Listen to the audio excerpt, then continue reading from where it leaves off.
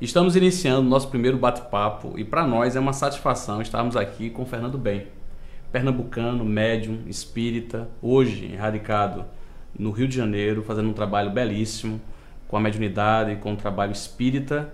E nós vamos começar aqui um bate-papo importante para tirar dúvidas, porque as pessoas hoje que conhecem Fernando Bem querem saber, Fernando, sobre você, sobre sua vida, como a mediunidade começou, o que implica isso na vida das pessoas, principalmente com as cartas consoladoras e a atividade mediúnica, exemplo de obras mediúnicas que você vem recebendo.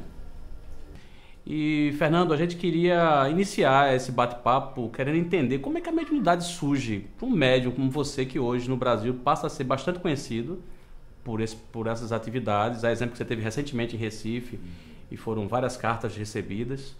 E as pessoas têm curiosidade de entender como é que isso começa, como é que um médium passa a ter contato com os espíritos e chega aonde você hoje está, tendo a oportunidade de receber essas mensagens. Olha, eu posso falar por mim. No meu caso, foi diferente de outros médios. Eu sou médio de prova.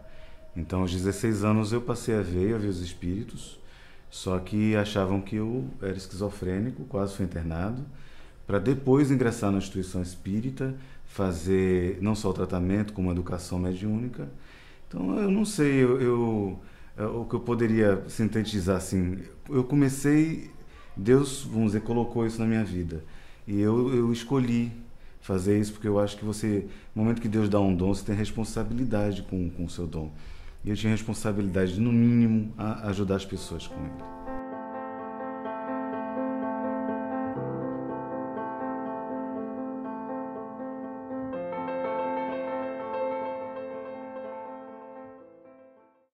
Com referência à instituição Cartas de Fátima, é muito comum as pessoas chamarem de carteiro de Fátima.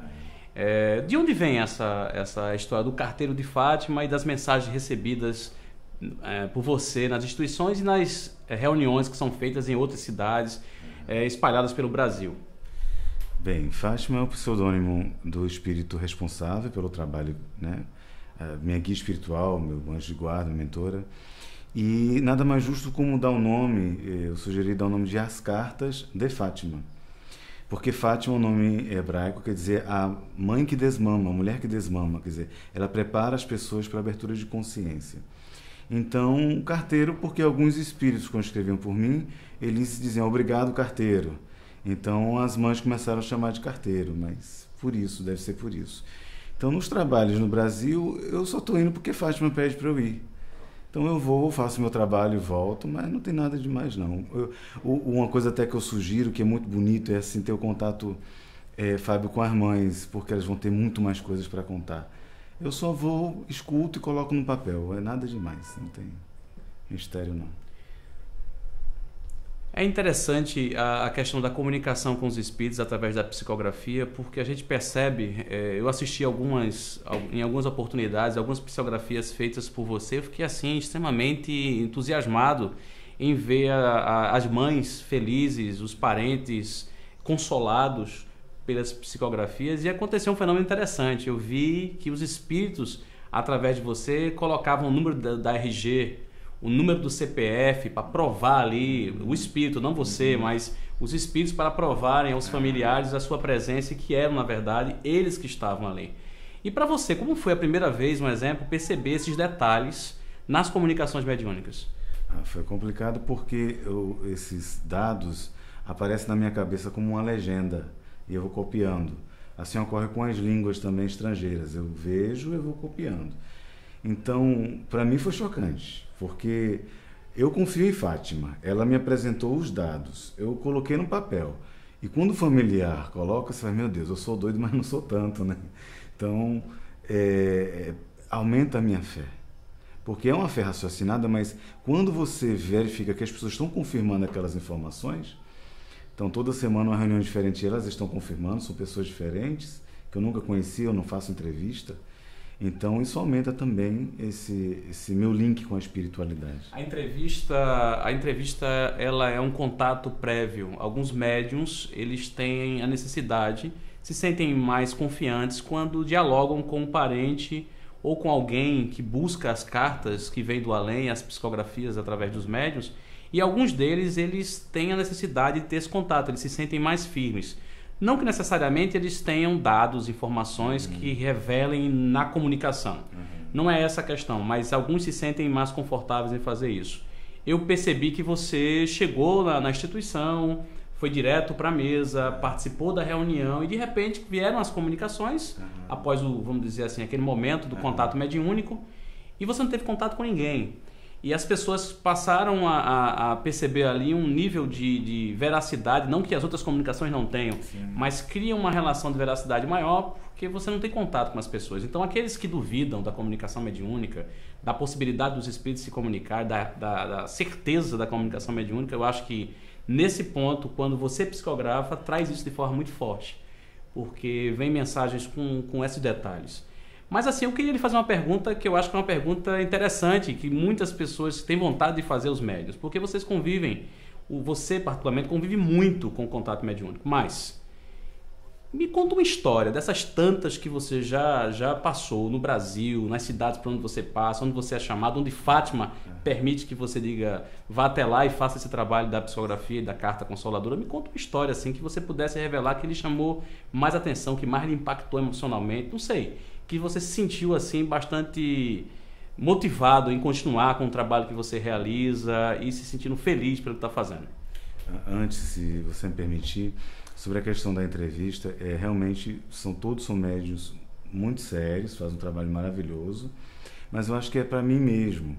Porque se uma pessoa me chama de charlatão, de que eu estou fraudando, mentindo, mas se eu não tive contato e ver a informação, então eu sei que ele não sabe o que ele está falando. Então eu perdoo e foi mais para eu relaxar. Se isso ajuda as pessoas, que bom. Sobre a história, eu participei de uma psicografia em Joinville, mês passado, e me emocionou muito, porque a moça, foi um caso que repercutiu lá em Joinville. A moça, ela saiu com o rapaz para dividir o táxi e eles pararam em algum local, só que ele pegou ela à força, ele estuprou, matou e esquartejou. E aí todo mundo começou a dizer que ela era uma menina que não prestava porque se juntou com esse rapaz, ela que consentiu. Então foi uma repercussão muito grande, os pais sofrendo muito. Foram em outras reuniões, os pais viram como é que era, criaram credibilidade, né? Pediram a Deus. Nessa última reunião ela escreveu. E me emocionou porque na carta ela fala assim que ela teve o direito de dizer de resposta. Que ninguém estava julgando e não estava dando a ela o direito de falar o que pensava. Citou os pais, os familiares, mas me emocionou porque ela teve o direito de dizer para as pessoas a verdade. A verdade. Aí a minha esposa colocou na internet e as pessoas... Eu vejo que as pessoas têm entrado em contato se emocionando. Eu julguei. Me desculpa, já está orando para ela pedindo desculpa, tá um movimento diferente. Então é muito bom saber que, mesmo depois de desencarnado, o espírito tem a possibilidade de voltar e dizer, olha, isso é ou não é verdade, né?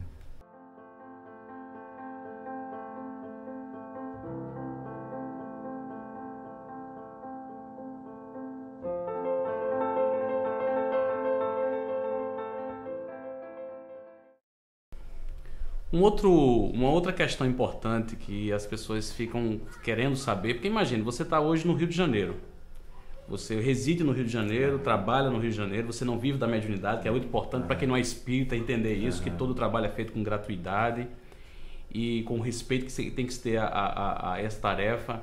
Mas você hoje reside no Rio de Janeiro, faz um trabalho na instituição Cartas de Fátima.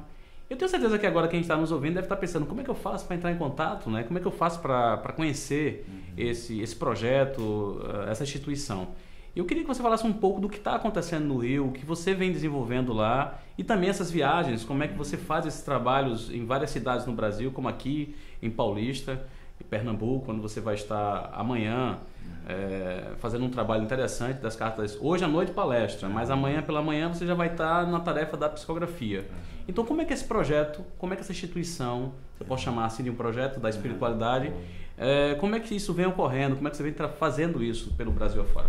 Bem, lá no Rio a gente faz o seguinte, existe eu gosto muito desse discurso entre as religiões.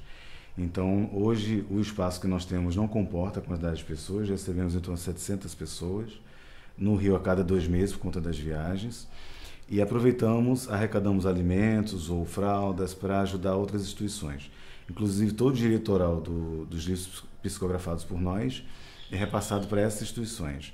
Então, no bairro de Sepetiba, onde eu moro, por exemplo, a gente tem uma parceria com a Igreja Católica, com a Casa de Abordagem, com os moradores de rua. Existem instituições evangélicas também que nós ajudamos, como um abrigo lá na Pedra de Guaratiba.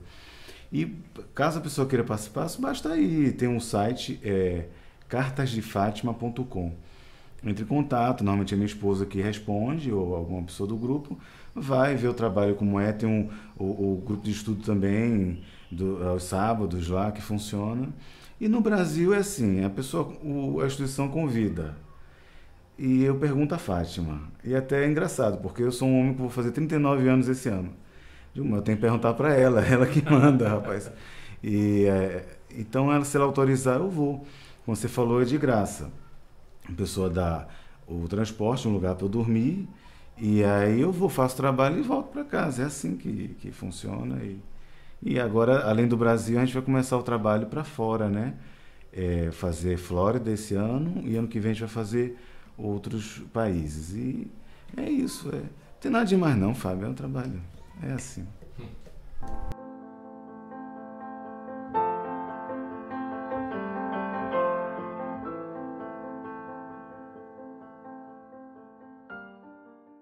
Então, uma outra coisa importante com referência à mediunidade e à psicografia dentro da lógica das cartas que vêm do além e que consolam as pessoas, a mediunidade também é uma grande oportunidade de trazer informações de forma literária. E você está com um livro novo, que é O Céu de Beatriz. E esse é um livro bastante interessante, porque na verdade é um livro que, para mim, em particular, ele me remete a um assunto bem contemporâneo. Porque você tem aqui a questão da criança, vítima da violência, a criança que volta ao mundo espiritual, uma família desorganizada e todo o embaraço e todas as relações espirituais a partir dessa história. E eu achei o livro fantástico. Mas eu queria ouvir de você, assim, o que foi esse livro? É um livro bem recente. O que é esse livro para você e o que Fátima, que é o espírito autor, né, desse romance, o que é que ela trouxe em termos de respostas? E o que é que esse livro é hoje para você, como uma obra importante para falar sobre esse assunto? E principalmente o assunto que há um exemplo, existem pesquisas no mundo mostram que a maior dor que alguém pode sentir emocional é a separação pela morte de um filho. Então isso tem uma força muito grande. Quantas pessoas não estão nos ouvindo e tiveram crianças que desencarnaram na sua família e sofrem muito com isso? Então eu queria que você falasse um pouco sobre essa obra, que eu acho que ela é importante nesse momento, nessa entrevista. Eu via muito, pela minha percepção mediúnica, um espírito de uma criança negra, cabelo crespinho, muito linda, sorridente, que corria em casa ou nos locais que eu realizava a psicografia. Quando a Fátima me informou que ia editar um livro para falar da história dela, o que eu me choquei é que eu não sabia que seria dessa forma. Foi muito trágico a maneira como a dor que ela passou. Mas a Fátima tem um jeito tão simples de contar as histórias, porque o público maior que vai até as reuniões, por que pareça, nem é espírita, são católicos, evangélicos, são ateu, tem tudo. Então ela colocou uma proposta para todo mundo ler aquilo e ter uma visão melhor, porque assim, no final, acho que o mais forte é quando ela pergunta: este é o céu de Beatriz, depois que ela conta a história toda. Qual é o seu céu? A maneira dela dizer, o fato dela ter perdoado, como ela encarou a dificuldade, mesmo desencarnando, como ela lidou com isso. O que me impactou foi isso. E também, se você me permitir, quando eu recebia, a Fátima mostrava as imagens. Então, muitas vezes eu terminava chorando, minha esposa perguntando o que era, ou eu sorrindo e ela querendo saber o que era também, porque eu estava sorrindo, porque eu me envolvia com aquilo. Então, todo mundo que está lendo está gostando muito. Minha opinião não é muito importante, não. Mas o pessoal que está lendo está gostando, eu acho que tem ajudado muita gente pela forma como eles têm relatado depois que termina de ler o livro. Eu acho fantástico. O que eu acho fantástico é a forma de falar sobre a questão do desencarne de crianças. Porque, por muito tempo, as pessoas imaginavam que a criança ela, por ser criança, não ser um espírito antigo, imediatamente ia para o mundo espiritual maior, ou essa criança iria para o céu, independente de outras crenças. Mas a realidade nua da violência, de como ela desencarna a partir de atitudes de ordem violenta, de uma relação de família, e acho que essa relação da explicação do que acontece no mundo espiritual. Esse livro, eu acho que ele precisa ser lido por 2 grandes motivos. Primeiro, para que a gente respeite as crianças, para que a gente proteja as crianças, porque nós somos espíritos velhos, mas a infância é muito importante. E a outra questão é o consolo para os pais que cronologicamente imaginam que vão primeiro do que os filhos. Essa é a ideia cronológica da morte. E o livro fala disso muito bem. Então eu acho assim uma grande oportunidade. Mas a gente queria encerrar essa entrevista com uma coisa que eu acho que é muito importante, que é o consolo. Primeiro, antes de você falar sobre essa questão do consolo das cartas, como as pessoas se sentem a partir de receber uma mensagem de um parente que já desencarnou. Tem muita gente que está nos vendo agora que talvez não tenha contato com você, não tenha oportunidade de ter contato com um médium, de receber uma psicografia. Que mensagem nós podemos passar para essas pessoas que talvez não tenham oportunidade de ver o fenômeno mediúnico, mas que possam encontrar de outra forma esse consolo, essa paz, a partir da separação da dita morte, né? A morte que não existe, mas que para as pessoas, na grande maioria, não conseguem ainda compreender. E a outra questão é como você encara a questão das cartas consoladoras, porque assim, desde o início a sua mediunidade começou com as cartas, e depois com as cartas, qual foi a sua sensação em saber que as pessoas estavam sendo consoladas? Então seria responder como você se sente diante dessa oportunidade de poder ajudar a consolar, e que mensagem deixar para que as pessoas possam refletir sobre a questão da espiritualidade, da vida contínua e de entender esse fenômeno chamado morte no nosso cotidiano. Sabe, eu vejo assim, eu percebo, a minha esposa fez um cálculo que por ano está em média entre 400 e 500 cartas que eu entrego, pessoas que eu nunca conheci. O que eu percebo que o link para ver essa comunicação é o amor. Eu sou o menos importante, eu sou um estranho. O médium é um estranho. Então é o espírito desencarnado falando para um estranho para encontrar aquela pessoa. Então, com certeza, se o link é o amor, a mãe, o pai, tem muito mais condições de entender o seu filho do que eu. É porque talvez pela dor esteja tão preocupado e não esteja em condições de captar isso. Mas que não se preocupe, Deus ele jamais seria injusto de permitir que o amor fosse interrompido. Então, se houver interesse, estudar as obras de Allan Kardec, porque ajuda a ter uma visão maior sobre isso. E entender que o filho ele realiza sempre um meio de se comunicar com ela, independente de carta, independente da mediunidade propriamente dita. Então, continuar cultivando o amor, e se houver interesse, estudar, no meu caso, que me ajudou muito, eu sou espírita, as obras de Allan Kardec, porque dá a possibilidade de abrir, de perceber como é que funciona esse amor. Sobre as cartas psicografadas, a minha visão sobre o trabalho. Quando eu comecei, eu passei vendo e ouvindo e trabalhei com a psicofonia. O Paliano Júnior chama de praxia, porque não é só a voz, mas o movimento também do corpo. E em reuniões de desobsessão. Quer dizer, na prática, o que as pessoas conhecem comumente como incorporação. Quer dizer, você permitir que o espírito, a sua mediunidade permitir que o espírito se comunicasse verbalmente, isso, né? Mas a gente sabe que não entra no corpo, claro. Né? Como o gosto, né? Não.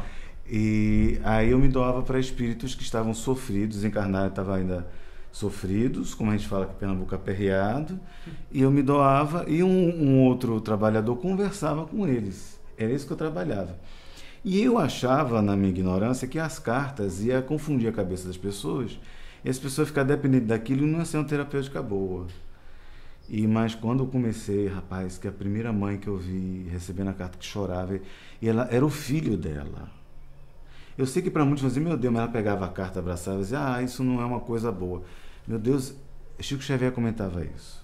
Eu não sei a frase agora, não sou bom disso, mas que mais impactante que perder um filho é saber que ele continua vivo. Então, quando ela percebeu ali, meu Deus, vinha CPF, vinha identidade, vinha endereço, vinha as coisas, é meu filho. E eu tenho uma história rapidinho de uma senhora que o filho dela usava drogas no Rio de Janeiro e estava mais de 10 anos desaparecido. Ela não sabia se enterrava, porque não sabia se estava morto, ou o que é que fazia. Você continuava a buscar, né? Oh, meu Deus. Aí o filho escreveu, só deu o nome dela, de uma irmã que ele gostava e do cachorrinho. Mas o jeito de falar, tudo era de ser meu filho. E ela estava acabada, assim, né, pela dor. Na outra reunião, Fábio, ela colocou um vestido floral, um negocinho aqui na bochecha, um batonzinho. Era outra mulher. Não que ela ia deixar de sofrer, mas ela enterrou o filho. E ela sabia que era isso, aí passou a orar para ele. Então, eu vi a força da terapêutica. Agora, não adianta, não é qualquer médico. Eu passei quase 15 anos só exercitando e não me sinto pronto. Você tem que exercitar nos moldes de Allan Kardec, porque senão você não vai fazer um trabalho. Eu dou o seguinte exemplo. Se você vai fazer uma cirurgia do coração, você vai deixar que um curioso faça cirurgia? Não, tem que ser um médico que treinou, tá uma habilidosa. A mesma coisa é isso, tem que ser um médico que tenha exercitado muitos anos para que, não vai incorrer em erro, porque nós somos humanos, mas que possa ter a seriedade, condições de fazer um bom trabalho.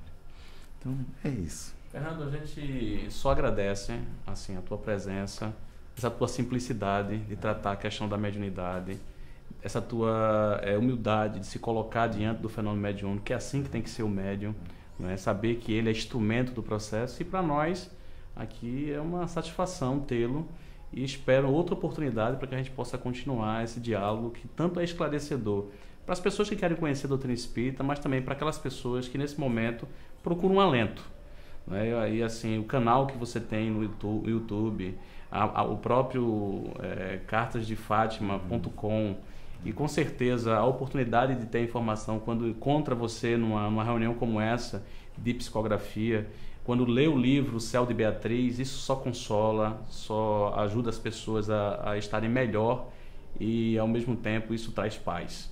Então, para a gente é uma satisfação. E nós agradecemos aqui a tua presença. Muito obrigado, Fábio. Eu que agradeço, porque a gente precisa muito um dos outros para a gente servir melhor, direitinho. Obrigado pela oportunidade.